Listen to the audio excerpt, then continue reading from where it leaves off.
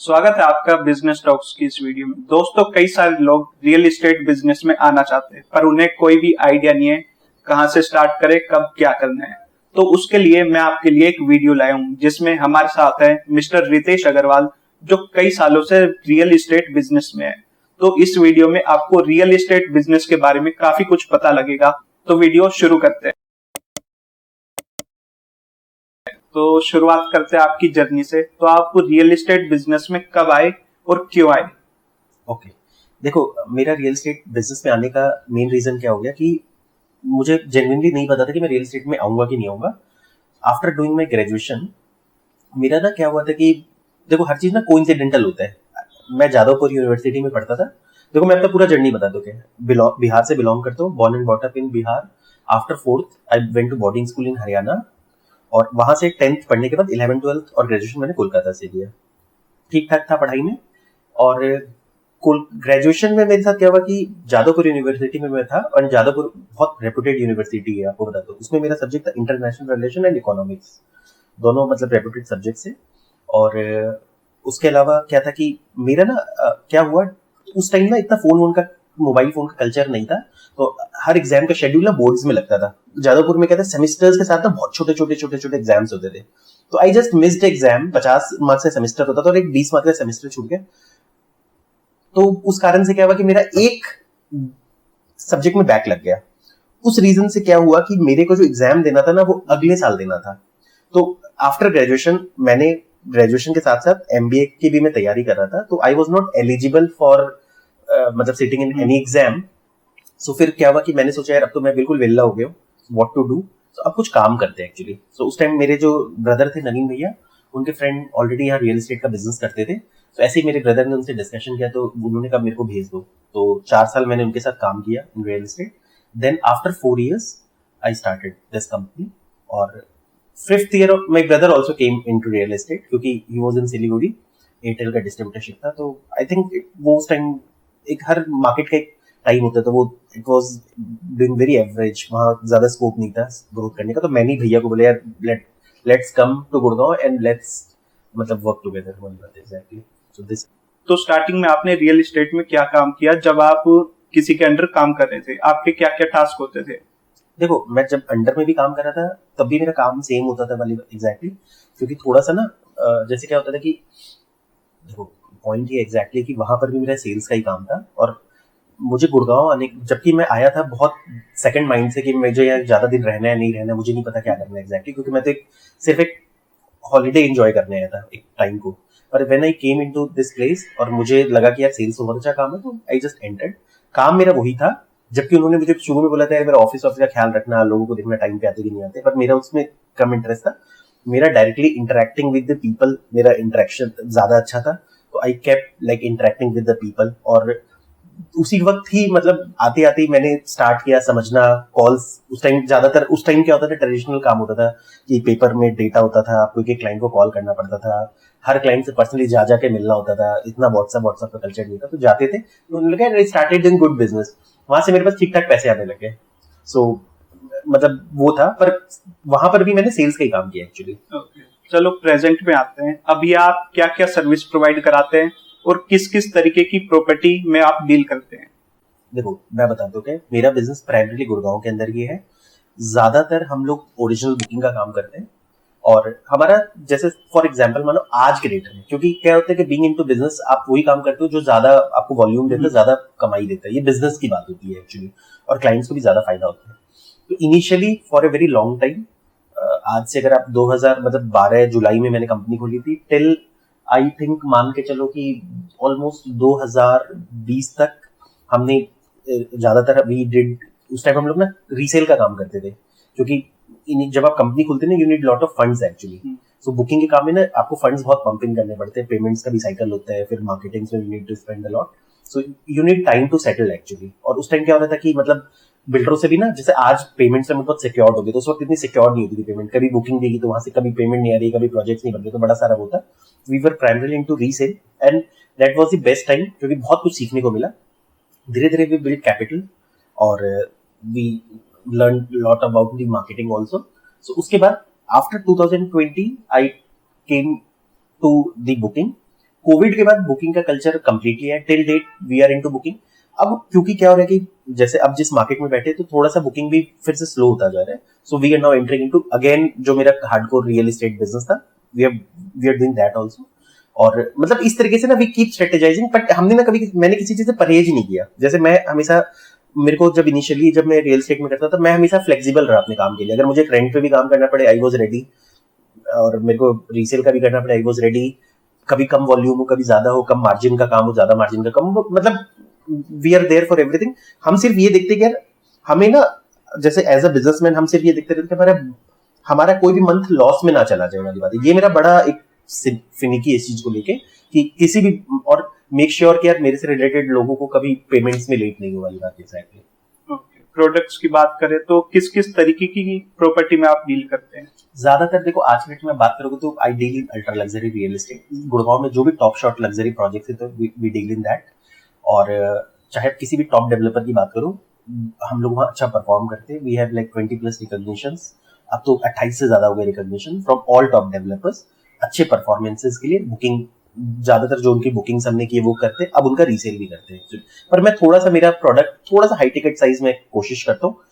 इसका one of the business reason भी हो सकता है कि फॉर एग्जांपल मान लो कि गुड़गांव जब एक मार्केट में ऑलरेडी लग्जरी इतना अच्छा काम कर रहा है, तो वाई मतलब work for low ticket size, क्योंकि बिजनेस में नेचुरल बात है, हर बंदा ज्यादा कमाने के लिए बैठा हुआ है।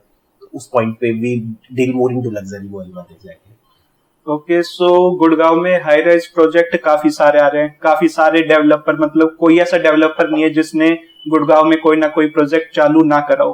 तो वो प्रोजेक्ट, मान लो एक बिल्डर ने एक हाई राइज बिल्डिंग बनाई, वो उसको क्लाइंट्स को किस तरीके से बेचता है? आप भी क्लाइंट्स को फ्लैट बेचते हो, तो आप बिल्डर को अप्रोच करते हो, बिल्डर आपको अप्रोच करता है। इन बिल्डर और क्लाइंट्स के बीच में जितने भी इंटरमीडिएटरीज है, वो कौन कौन है और कितना पैसा कमाते हैं?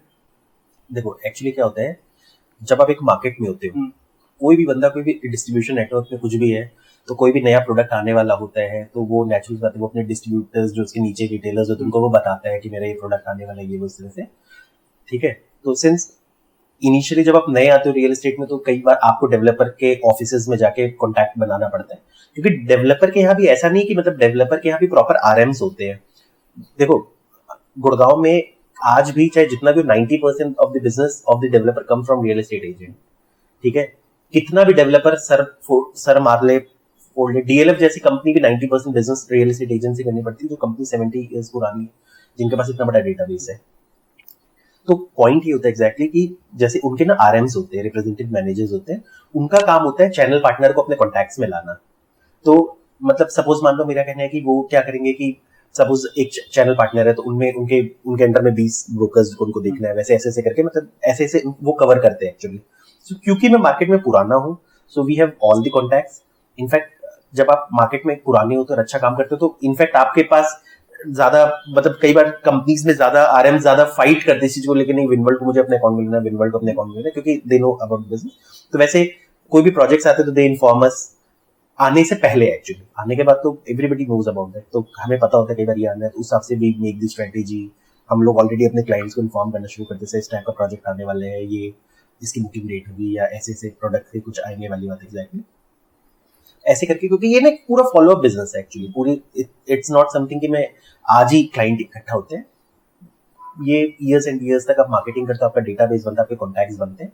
सो इट्स अ साइकिल, जब भी कोई आता है we keep updating our people. तो हम ना सर एक एक चीज मेंटेन करते हैं, जैसे फॉर एग्जांपल हमें पता होता है आपका बजट है, आपकी रिक्वायरमेंट क्या है, आपका कैसे है, तो we keep updating you about various things. It's like कि कल को आप इसमें इंटरेस्टेड थे, इसमें हो जाते हो, इसमें हो जाते हो, थोड़ा मतलब इट्स अ मिक्सचर। थोड़ा सा आपको इन्फ्लुएंस भी करना पड़ता है, थोड़ा फोमो भी डालना पड़ता है, थोड़ा आपको उसका फ्यूचर भी बताना पड़ता है। तो इस तरह से एक काइंड ऑफ वैसे करके मतलब इट्स लाइक, तो ऑफिस में भी क्या होता है ना कि क्लाइंट, जैसे सपोज मान लो हमने किसी क्लाइंट को कभी दिखाया, आज नहीं हुआ पर उसने भी नंबर सेव कर लिया, हमने भी उसका नंबर सेव कर लिया, तो वी कीप अपडेटिंग, व्हाट्सएप भेज रहे हैं, कॉल कर रहे हैं, ऐसे ऐसे करके चीज चलती रहती है। फिर नए प्रोजेक्ट वो करते हैं। इसके अलावा रैंडमली, जैसे सपोज मान लो रील्स हो गए, यूट्यूब्स हो गए, एड्स हो गए बहुत सारे, फिर पोर्टल्स में एड्स हो गए, वहां से भी we take databases, 99 housing, magic, और उसके बाद गूगल एड्स हो गए, इस तरीके से वी एक्वायर क्लाइंट्स, वो चीजें एक्सैक्टली, मतलब बहुत सारी चीजें चलती है। आप नॉर्मल प्लॉट्स और एग्रीकल्चर लैंड भी बेचते हो? यार देखो मैं बता दूं कि विनवर्ल्ड में दो portfolio actually, me and my brother के दो, we have, it's the same company with two different portfolio. मेरा काम प्योरली विद द बिल्डर्स है, मेरे ब्रदर जो है he is school specialist. School specialist का मतलब है गुड़गांव में जो भी इंस्टीट्यूशनल रियल एस्टेट होता है, आपको बता दूं कि आप कभी भी गूगल में school in school on sale lease Gurgaon जो भी डालना है एग्जैक्टली, तो आप विनवर्ल्ड का नाम टॉप पे देखोगे वाली बात एग्जैक्टली। और उसको टॉप पे लाने का जो काम है वो मेरा है एक्चुअली, क्योंकि एक आईटी पूरी हमारे आईटी डिपार्टमेंट बैठती दे डज इट वाली बात एग्जैक्टली। तो स्कूल का वी डू इट, जितने भी टॉप ब्रांड्स हैं आप अगर गुड़गांव में बात करोगे तो इनफैक्ट एमरल्ड हिल जिसमें हमारा ऑफिस है एमरल्ड, तो इसमें जितने भी स्कूल्स हैं 4-5 स्कूल्स है सारे हमारे कराए हुए हैं, including the Pragyanam, including the clay. आपके फिजिक्स वाला ने पहले अपना वेंचर खोला, मतलब सीनियर सेकेंडरी वाला, वो हमने कराया ऐसे करके ना, लाइक वो एक पोर्टफोलियो हमारा सारा, मतलब पूरे स्कूल्स का, मतलब ये समझ लो कि स्कूल्स का पूरा लाइक, क्योंकि स्कूल का बिजनेस इस तरीके से नहीं होता, we have to make a proper business model of that. इसके अलावा मेरा फ्लैट का काम है वाली बात है। कई बार हमारे क्लाइंट इंटरचेंज भी हो जाते हैं, जैसे कई बार नवीन भैया के पास कोई क्लाइंट आया, नेचुरल सा बात है, he can be investor also, तो I take care of him. कई बार मेरे पास ऐसा बंदा आता है, कई बार स्कूल में भी लोग इन्वेस्ट करते हैं, क्योंकि रेंटेड में एक अच्छा लोगों को रिटर्न आ जाता है कि स्कूल प्रॉपर्टी दिलाते हैं, और बहुत अच्छा फायदा हुआ वाली बात है। वो एग्रीकल्चर प्योरली जेन्युइनली मेरे से पूछोगे तो मैं बिल्कुल नहीं करता, क्योंकि मुझे टेक्निकल पेपर वर्क का भी आइडिया नहीं। एक दो कई बार तक कॉन्टैक्ट्स में कई बार हम लोग चीजें बेच लेते छोटा मोटा, कई बार कहते क्योंकि we are in networking business, तो कई बार हमने एक दो इस तरह की डील्स करी जो बिल्कुल ही हमारे फोटे का नहीं था। जैसे कई बार दोस्त यार ही होते हैं, मेरा दोस्त है वो एग्रीकल्चर काम कर रहा है, मैं उसको कई सालों जानता हूँ, कई बार क्लाइंट है उसको मैंने रेफर कर दिया, उसने डील करा दी, वेयर हाउसिंग करा दी, ऐसे करके कई बार वी डू। पर जनरली वी, हमारा प्रेफरेंस ये होता है कि we do only of the thing which belongs to the builders. Institutional land भी बिल्डर का बिलोंग करते हैं, बट इन्वेस्टर्स होते हैं। एग्रीकल्चर ये सबका पेपर वर्क हम ज्यादा प्रेफर नहीं करते एक्चुअली, वो हमारे लिए थोड़ा हैसल वाला काम होता है, तो पूछोगे तो नहीं करते गाइस। तो क्लाइंट्स की बात करते हैं, आपके नए क्लाइंट्स कहाँ से आते हैं, उसका क्या ब्रेकडाउन है? सोशल मीडिया से आते हैं, रेफरेंस से आते हैं, ऑफिस देख के आते हैं, मेनली क्लाइंट्स कहाँ से आते हैं? यार देखो, आज के डेट में ऑफिस देख के तो कोई नहीं आता, ठीक है, वॉक इन कस्टमर्स तो आज के डेट में पॉसिबल ही नहीं है। दूसरी चीज है, नेचुरल बात है कि आप या तो आप कभी रोड पे आप साइन बोर्ड लगा के बैठो तो फिर वॉक इन आ भी सकते हैं आपके पास, ऑफिस में तो वैसे ही नहीं आते। पर हाँ, सोशल मीडिया सबसे इंपॉर्टेंट है आज के डेट में। इनफैक्ट मुझे लगता है कि अगर मेरे से पर्सनली पूछोगे तो सोशल मीडिया ने हमें बहुत ज्यादा हेल्प किया, डिजिटल मार्केटिंग एसईओ ने हमें बहुत हेल्प किया। जैसे अगर आप मैंने जैसे अपने स्कूल्स के कीवर्ड्स बात करें तो we keep all the things on top, और आज से नहीं करते, 10 साल से वी ट्राई टू कैप्टिव वाली बात एग्जैक्टली। ऐसे और इंपॉर्टेंट बहुत सारे कीवर्ड्स हैं, try to keep in top, वो बहुत काम करता है। मतलब social media and the kind of SEO, जैसे मेरे जो भी स्ट्रेटेजी होते हैं ना, they are long term. Content, जैसे आप कंटेंट क्रिएशन भी करें तो लॉन्ग टर्म। अब जैसे सपोज मान लो मैं यूट्यूब किया तो मेरे 30,500 सब्सक्राइबर हो गए, तो it was a long term journey. Instagram now I am doing 13,500 subscriber हो गए, आई एम ट्राइंग कि मैं इस साल के एंड तक 1 लाख सब्सक्राइबर फॉलोअर्स रीच कर दूं, तो लॉन्ग टर्म होता जाता है। तो वहीं से पीपल कीप वॉचिंग, रिकॉग्निशन आता जाता है, तो लोग आते जाते वाली बात है। बट उसके लिए मेहनत करते रहना पड़ता है वाली। कंटेंट बेस्ड मेरा मार्केटिंग ज्यादा है, we keep forwarding news articles, इस तरह से चीजें, इंफॉर्मेशन, वो चीज एग्जैक्टली। बाकी तो पेड एड्स भी चलाते हैं। अगर किसी को रियल एस्टेट बिजनेस में आना है, इजी भाषा में कहूँ तो किसी को प्रॉपर्टी डीलर बनना है, तो उसको क्या क्या लीगल रिक्वायरमेंट्स होगी इस बिजनेस में आने के लिए? ये देखो, दो चीज को समझो वाली बात एग्जैक्टली। अपने आप को कभी प्रॉपर्टी डीलर मत बोलो, टेल देम प्रॉपर्टी कंसल्टेंट, ठीक है। कंसल्टेंट, कई बार क्या होता है कि लोगों को लगता है प्रॉपर्टी डीलर का मतलब होता है बस आया और प्रॉपर्टी बेचना शुरू कर दिया। ऐसा नहीं होता है। आज के डेट में अगर आप एक रियल एस्टेट प्रोफेशनल से बात करोगे तो उसको उतना ही नॉलेज होना जितना एक चार्टर्ड अकाउंटेंट को होता है, डॉक्टर्स को अपने प्रोफेशन में होता है। सो कंसल्टेंट बनने का फाइट होना चाहिए। सबसे पहली चीज है कि इसमें दो तरह की चीज होती है, एक तो कंप्लायंस हो गई, वो अलग चीज है। सबसे पहली चीज है यंगस्टर कैसे आ सकता है। कई बार ये होता है कि यार ऐसा तो है नहीं कि कल को, फॉर एग्जांपल, कल को एक बंदा college like after doing MBA बोलता है मुझे रियल एस्टेट ऑफिस खोलना है। कंप्लायंस तो बोल ही सकते हैं, इट्स वेरी इजी, पर वो कैसे करना है वो एक प्रोसेस है। फॉर एग्जाम्पल, जैसे मैं हमेशा कहता हूँ कि यार try to work in some company, direct office खोल के कोई फायदा नहीं है। उससे क्या होता है कि नेचुरल सी बात है कि एक टीम में बहुत कुछ सीखते हो, यू नो अबाउट दी, सबसे पहले you have to know about the real estate, क्योंकि प्रोडक्ट्स बहुत है। क्लाइंट ऐसा नहीं कि आप अगर एक, इट्स लाइक कि अगर आपने एक बार क्लाइंट से 2 मिनट की बात किया और आप इंटरव्यू में फेल हो गए तो इज गॉन फॉर एवर, और आप विद इन हाफ मिनट में भी अगर आप इंटरव्यू में पास हो गए तो client will talk to you for another 2 hours और it will surely save your number. So उसके लिए you need to time work in some company and work religiously. जैसे कई लोग बहुत शॉर्टकट में काम करते हैं, लोगों को लगता है बस आए 4-5 महीने में काम करूंगा, अपना ऑफिस खोल लूंगा। ऐसा नहीं होता है। रियल एस्टेट में बहुत कॉम्पिटिशन है। मतलब आप ये समझ लो गुड़गांव में तो ये हालत है कि मतलब आप अगर गुड़गांव के, मुझे लगता है 50% जनसंख्या रियल एस्टेट के काम करती है। मुझे कभी कभी ऐसा लगता है वाली बात है, क्योंकि नेचुरल तो पता है जिस मार्केट में इतना अपॉर्चुनिटी है वहां पर बहुत सारे वो मिलेंगे। Give some time to that company, उस कंपनी को प्रॉपर कमा के दो, make a win win situation for both of them. और किसी भी काम से परहेज मत करो, आप रेंट का भी काम करो, रीसेल करना बहुत जरूरी है इनिशियल एक बंदे को, क्योंकि इससे ना the real documentation you will learn. कई बार क्या होगा कि अगर एक बंदा सिर्फ बुकिंग का काम करके किसी कंपनी में, कई बार क्या होता है दे जॉइन सब बिग कंपनीज गुड़गांव में जो सिर्फ प्योरली बुकिंग का काम करते हैं, उसके बाद वो कंपनी बाहर निकल के वो सोचते हैं मैं अपना ऑफिस खोल लूं, तो देर आर वेरी लाइकली वो फेल हो जाते हैं। इसका वन ऑफ द रीजन क्या होता है कि इनिशियली वो कंपनी में एक रोजी पिक्चर देके बाहर तो निकलता है, जब वो बाहर निकलता है उसको बिजनेस नहीं मिलता है, because neither he does not have a good infrastructure, neither he can do the marketing, उसकी इतनी लाइजनिंग अच्छी नहीं होती। रीसेल करके ना आप रियल ग्राउंड वर्क को जानते हो, रेंटल्स करो, छोटा मोटा काम, मतलब जितना ज्यादा हार्डवर्क कर सकते हो करो, परहेज मत करो किसी भी चीज से, make a win win situation. आप कई बार लोग आते 6 महीने काम करते भाग जाते हैं वाली बात है। रियल एस्टेट में you have lot of opportunity, but आपको जेन्युइन टाइम देना पड़ेगा और कमा के भी दो सामने वाले को, जो जिसके साथ अब कई बार यंगस्टर्स उससे कह रहे मैं उसको क्यों कमा के दूं, मतलब एग्जैक्टली यार या कई बार जाती एकदम कैलकुलेशन करना बिठा देते, तो वो बंदे बहुत 100% है कि मेरे करियर में ऐसा हमेशा हुआ है। मेरे पास एक बंदा है आफ्टर टाइम, क्योंकि इंफ्रास्ट्रक्चर ऐसा, तो उसकी अचानक कोई डील होगी बड़ी, उसमें अच्छे पैसे है, वो बंदा सोचता है अरे तो सारा पैसा तो ये कमा रहे, वो बंदा छोड़ के चला जाता है। अब चांस की बात है कि क्योंकि मेरे को इतने साल हो गए रियल एस्टेट में, वेरी लाइकली वो फेल होता है, क्योंकि वो अब मेरी कैलकुलेशन में लग जाता है, वो ही नहीं समझता कि यार एक पूरा का पूरा स्टेज बनाने में टाइम लगा है, वो चीजें होती वाली बात है। तो रिलीजियसली टाइम दो और अपना फोटे पकड़ो, नीश पकड़ो। हर बिजनेस अच्छा है, जैसे मेरा ब्रदर इंस्टीट्यूशनल करता है, उसका फोटे बहुत अच्छा है, मैं अपना ये करता हूँ, मेरा फोटे बहुत अच्छा है। जो एग्रीकल्चर कर वो एग्रीकल्चर ही कर रहा है, क्योंकि देखो कंप्लायंस, पेपर वर्क, ये वो बहुत इंपॉर्टेंट चीजें हैं, मार्केटिंग, क्लाइंट्स, जो वेयर हाउसिंग करे गुड़गांव में, तो गुड़गांव तो सच बिग मार्केट है कि गुड़गांव में एक नीश पकड़ लो, just deep dive into that. आप अगर रिलीजियसली लगे रहोगे, जैसे आपने एक मीम बीच में देखा था ना कि क्या बोलते हैं ना, वो इंस्टाग्राम में एक मीम चला था कि यार लेवल सबके निकलेंगे, हाँ। तो अगर आप देखोगे तो लेकिन निकलेंगे उसकी जो लगा रहेगा। रियल एस्टेट वैसे ही है, रियल एस्टेट में अगर आपको एक साल भी बिजनेस नहीं मिले, दूसरी साल भी नहीं मिले, तीसरी साल जब आपको मिलेगा ना, तो वो सारा कवर अप कर देगा एक्चुअली। बट वो लगने वाला काम है। जैसे कई बार लोग आते हैं ना, सोचते हैं यार, मैं बहुत लोगों के इंटरव्यूज लेता हूँ, सबसे पहली चीज पूछते हैं why you want to join real estate. वो कोई इंश्योरेंस में होता है, कोई सिम के काम में होता है, कुछ भैया रियल एस्टेट इसलिए करना चाहते हैं क्योंकि ना पैसे बहुत है, और उस बंदे को मैं सबसे पहले नॉन सेलेक्ट करता हूँ रियल एस्टेट में, क्योंकि यार पैसे बहुत है, वो बंदा सीधा आ रहा है शॉर्टकट मारने के लिए, but you have to give time.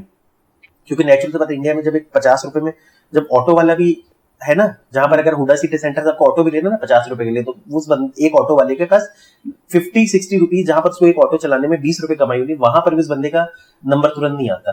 तो जहां पर आपके पास लाखों की अपॉर्चुनिटी, वहां पर आप क्या सोचते हैं कि मतलब वहां मगरमच्छ नहीं मिलेंगे आपको, but you have to be strict and be a consultant, you have to understand industry. आप सोचोगे कि हवा में आप कुछ भी इंग्लिश बोल दो, हिंदी बोल दो, लोग नहीं समझेंगे।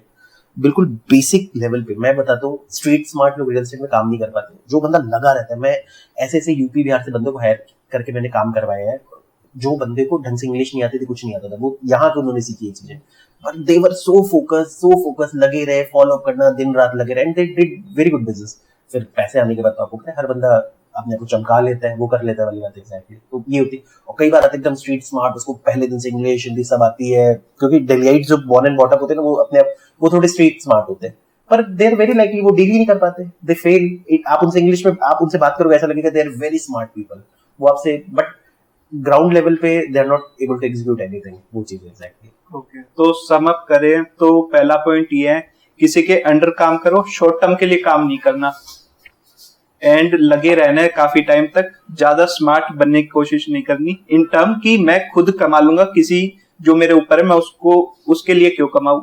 तो रियल एस्टेट में आपको लगे रहना है, किसी के अंडर एक निश पकड़नी है, उसके बाद फिर आप कभी सोच सकते हो लॉन्ग टर्म बाद कि अपना खुद का, जब आपके अच्छे कनेक्शन बन जाए उसके बाद। एम आई राइट? एकदम एग्जैक्टली, मतलब शॉर्टकट्स नहीं है, प्रॉपर चैनल से काम करोगे, real estate gives you lot of opportunity, it's better than, जैसे सपोज आज मेरे पास क्या होता है, मेरे ज्यादातर फ्रेंड्स या तो सीए है, एमबीएज है, मैं रियल एस्टेट एजेंट हूँ, ठीक है। मुझे पर्सनली लगता है कि यार I am very happy in, मैं फ्री तो हूँ, मैं पिछली साल I went to 10 trek tours. मेरे को घूमना बहुत पसंद है एक्चुअली, सो मैं टूर बहुत करता हूँ। मैं सोशल मीडिया में से अपने रियल एस्टेट के बारे में डालता हूँ, मैं पर्सनल लाइफ के बारे में डालता हूँ, बट मैं बहुत फिनिकी हूँ घूमने के लिए। मेरे फ्रेंड्स लोग असाइनमेंट लेके बैठे, मतलब लाइक उनके पास टाइम ही नहीं होता, तो उनसे ज्यादा बेटर मैं लाइफ जी रहा हूँ वाली बात। एग्जैक्टली वो चीज चेंज है। चलो, एक चीज मैं और रिसेंट टाइम में देख रहा हूँ, काफी इंडिया के जो रियल एस्टेट एजेंट है वो दुबई बहुत जा रहे हैं। मैं रोज इंस्टाग्राम पे रील देखता हूँ, मुझे 10 दिन में 100 दिन में 10 करोड़ कमाने, ये सब। तो ये दुबई क्यों मूव कर रहे हैं इंडियन रियल एस्टेट? क्या वहाँ ज्यादा अपॉर्चुनिटी है ऐसा कुछ? या देखो, दो आई वर्क इन गुड़गांव, पर मेरे को दुबई मार्केट का बहुत अच्छे से पता है। मेरे कई फ्रेंड्स भी हैं जो दुबई में काम कर रहे हैं, और मेरे कई फ्रेंड्स भी हैं जो दुबई गए हैं वहां से काम करने, और कई ऐसे भी लोग हैं जो महीने में आधे दिन गुड़गांव रहते हैं, आधे दिन दुबई रहते हैं। देखो, एक्चुअल बात बता रहा हूँ, क्या दुबई मार्केट में सारा कैश खपता है, क्योंकि सिस्टम क्या है, सिंपली आप जाओ, गो टू दुबई, आप अपना बैंक अकाउंट खुलाओ, पैसे डालो, सारा पैसा वाइट होकर वहीं आप करो। कोई जो कहते हैं ना कि यार आप सोचते हो इंडियन गवर्नमेंट इतना ट्राई कर रही है ये वो ब्लैक मनी मंगाने का, वो एक्चुअल ग्राउंड में कुछ भी नहीं होता। एक नॉर्मल बंदा भी जाके दुबई में प्रॉपर्टी खरीद लेता है, क्योंकि मैं एक्चुअल बात बता रहा हूँ, क्या है, तो 90% जो खरीदने वाले होते हैं वो वही होते हैं, उनको कैश खपाना होता है। इंडिया में कैश बहुत ज्यादा जनरेट होता है। इंडिया में रियल एस्टेट में कैश खपाना धीरे धीरे टफ होता जा रहा है, तो गवर्नमेंट क्योंकि हर जगह सर्कल रेट बढ़ाती तो जा रही है वाली बात। एग्जैक्टली ये चीजें हो रही है, प्लस क्या इंडिया में टैक्सेशन बहुत ज्यादा प्रॉब्लम है। आप कहीं पे भी अगर कुछ जेन्युइन, देखो इंडिया में या तो आप ब्लैक मनी से कमा लो तो बहुत ईजी है, बट आप कंप्लायंस से एक एक चीज कमाते हो तो आपको पता लगता है सरकार को आप बहुत सारे पैसे दे देते हो। बहुत ज्यादा टैक्सेशन की प्रॉब्लम्स है, तो लोग एक तो कैश में कमा के, मतलब लोग क्या कर रहे हैं, सीधा का सीधा मतलब एक तरह से ब्लैक मनी ले जाते दुबई, इन्वेस्ट करते वहां। एक सबसे अच्छी चीज क्या है कि एक तो क्या हुआ है कि दुबई में रिटर्न्स भी दिए। इसका वन ऑफ द एक रीजन ये भी कि अगर आप देखो कि 10 साल में करेंसी डबल हो गई वहां की, तो एक तो वो फायदा मिलता है कि वापस जब आप वो पैसे लेके आते हो तो वैल्यू डबल हो जाती है, प्रॉपर्टी रेट डबल ट्रिपल हो गए, क्योंकि लास्ट दुबई में अच्छी रियल एस्टेट है। रेंटल वहां बहुत अच्छा मिलता है एक्चुअली। इंडिया में रेंटल आरओआई रेजिडेंशियल का 2 से 3% का, वहां 6 से 6.5% है, और वहां पर चीजें सिस्टमैटिक है। जैसे इंडिया में कई बार मतलब देयर आर रिस्क की कल को फ्लैट कब्जा करके बैठ जाए, वहां पर वो रिस्क नहीं होता। तो अपॉर्चुनिटी देखो है, ये है, पर मेजर रीजन जो इंडियंस का जाने का सबसे ज्यादा ये है वाली बात है कि मैंने देखा है कि मतलब ज्यादातर वो ब्लैक मनी के लिए जाते हैं। बाकी कुछ इंडियंस जेन्युइनली, मैंने कई ऐसे बिजनेस हाउस मैन्स भी देखे जो प्रॉपर दुबई में जाके सेटल हो जाते हैं। Their companies in India but they live there, क्योंकि उनको वहां का इंफ्रा ज्यादा अच्छा लगता है, वहां के हॉस्पिटल्स, वहां के रोड्स, वहां का लाइफस्टाइल, वहां का वो ज्यादा अच्छा लगता है, तो they stay there. Proper company India में चला रहे आज के डेट में, दिस इज पॉसिबल वाली बात है, वो चीज एग्जैक्टली। सो मेरे भी कुछ पर्सनली इन्वेस्टमेंट से रिलेटेड सवाल हैं, चलो वो पूछते हैं। सो अफोर्डेबल हाउसिंग स्कीम्स आती है, एक आदमी है जिसके पास अभी खुद का घर है पर उसके पास इन्वेस्टमेंट के लिए 50-60 लाख है, तो क्या वो अफोर्डेबल हाउस में इन्वेस्ट करना चाहिए उसको, या कोई बेटर अपॉर्चुनिटी है, क्या वो अच्छा रिटर्न देगा? या देखो मैं बता दूं, क्या मेरे एक्सपीरियंस के हिसाब से अफोर्डेबल हाउसिंग एक sure and short return game है, आरओआई वाइज भी, एप्रिसिएशन वाइज भी, और आपके रेंटल वाइज भी।